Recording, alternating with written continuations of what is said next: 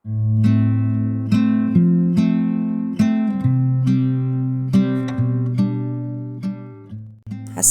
আলাইকুম, সবাইকে তরিন কিচেনে জানাই স্বাগতম। আশা করি সবাই ভালো আছেন।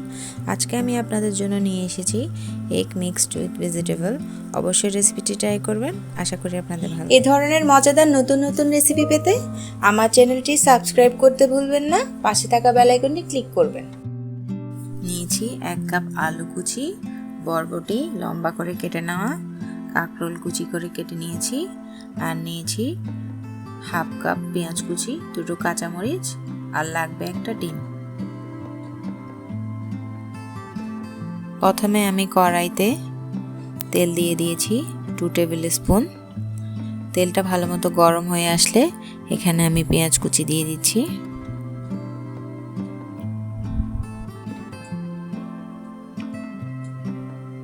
দিয়ে দিচ্ছি কাঁচামরিচ, গুলো আমি কেটে দিচ্ছি।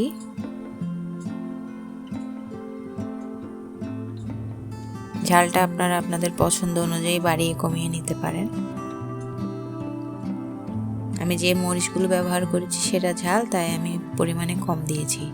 আর দিয়ে দিচ্ছি হাফ টিস্পুন হলুদের গুঁড়ো। হলুদের গুঁড়ো দিয়ে একটু ভালো মতো ভেজে নিয়েছি যাতে হলুদের গন্ধটা না আসে। আর দিয়ে দিচ্ছি হাফ টিস্পুনেরও কম ধনিয়া গুঁড়ো। এরপরে আমি একে একে সবজিগুলো অ্যাড করছি, আলু, কাঁকরোল, আর দিয়ে দিচ্ছি বরবটি। অবশ্যই রেসিপিটি ট্রাই করবেন। এই রেসিপিটি আপনারা পরোটা, ভাজি, ভাতের সাথেও খেতে পারেন। আশা করি আপনাদের ভালো লাগবে। যেহেতু এখন শীতকাল, অনেক ধরনের সবজি পাওয়া যায়। আপনারা যে কোনো ধরনের সবজি দিয়ে এই ভাজিটা করে খেতে পারেন। আশা করি আপনাদের ভালো লাগবে।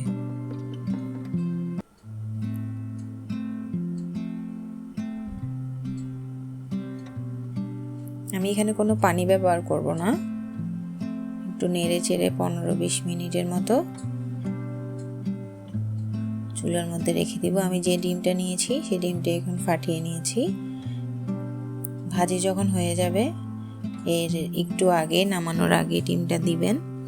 ডিমটা দেওয়ার পরে ভালো মতো একটু নেড়ে চেড়ে 2 মিনিট